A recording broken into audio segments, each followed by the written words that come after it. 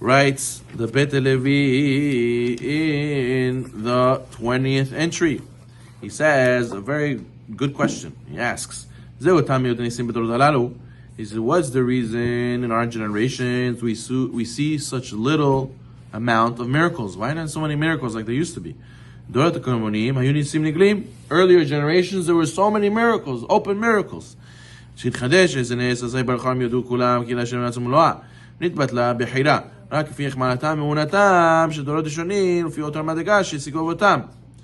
says, in the previous generations, they had very high level emunah.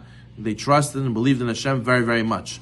And he says, you should know, whenever Hashem does a miracle, so then automatically people will have no choice. They feel like, wow, look, there is God. I must do what He says. Hashem runs the world. Sometimes when there's no miracles, so we have doubts maybe, or we forget, or we think other people run the world. But then when we see a miracle, we say, whoa, HaKadosh Baruch Hu is in charge, no doubt.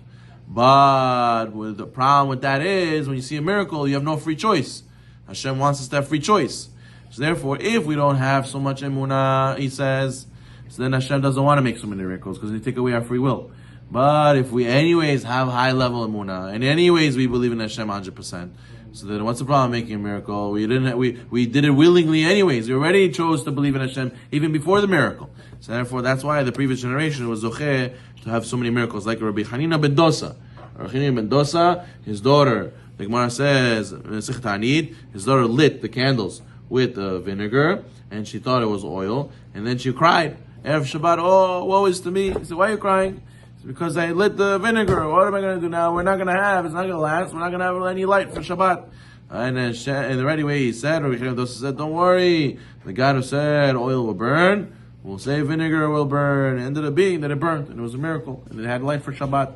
So you see that in their generation says, anyways, he believed so much that even the simple burning of oil is a miracle from Hashem.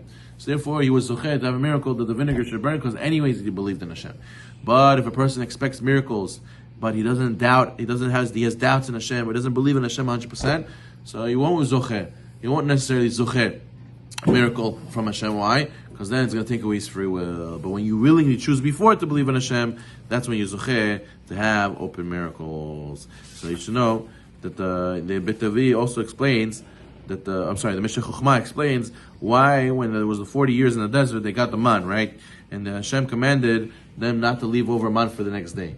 And then it says that the Tana and Aviram didn't listen. They left man for the next day. And a miracle happened that the man got infested with worms. So now the Moshe Rabbeinu got very upset with them. Why did Moshe Rabbeinu get so upset? And why did HaKadosh Baruch Hu say, man can be left for next day? Why can't you leave man for next day? So Meshech Chochmah explains, HaKadosh Baruch Hu wanted them to have a test. What's the test? To see if they would listen and believe that every day Hashem will give them new man.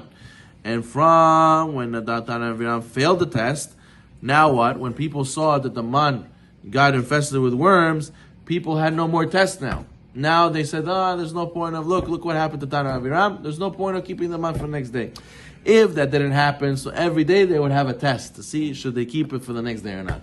But now that they saw that Tana and Aviram, they kept it, they got infested with worms, they said, so there's no point. So that's why Moshe Rabbeinu got upset. No, you took away the test. We've got so much reward for every day waiting for the next day. And people every night would say, should we keep it? Should we not? Should we keep it? Should we not? So therefore now that Tana made it obvious, so now there's no more test. There's no more merit for keep passing that test. So you see that a person who has emunah will zochet to miracles. The person who does not have so much emunah, it will be more difficult to get a miracle. And he says, and this is the reason why our sustenance comes through so much exertion. Hashem sends us food, our parnasah, wrapped in the covering of labor. Meaning, you have to do a lot of labor to unwrap your mezonot.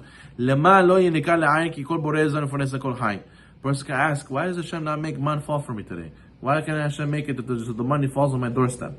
Because then what? It will be an obvious miracle, and then you have no doubts in Hashem. There will be no test of emunah for you. You say, what do you mean? I have trust in Hashem. Look, right away the money comes. I trust in Hashem even more, and therefore I have no question. Why should I ever go to work? Why should I ever go do more ishtadut? So therefore there will be no test. So therefore, but really, Kadosh Baruch Hu could give it to you that way. It's just He wants to give us free will and give us a chance to have emunah or not to have emunah. But really, be'emet en melacha mo'ila klum. But really, the melacha does not add anything. The melacha is just a way to test us to see if we think our jobs give us a parnasah or Hashem gives us a parnasah. As the sages tell us in Masechet Kiddushin, lo aniyut min amonut v'lo ashirut min umanut. Poverty does not come from your job, and nor does wealth come from your trade. So therefore, a person is to know your melacha, your job, is not the thing that gives you the parnasah. Hashem gives you. So why didn't Hashem just make it fall from the sky? In order to test you and to see if all that work, do you still believe in Hashem, or do you believe your hands did it? And we should all zocher to believe that Hakadosh Baruch Hu did it, and we should zocher to open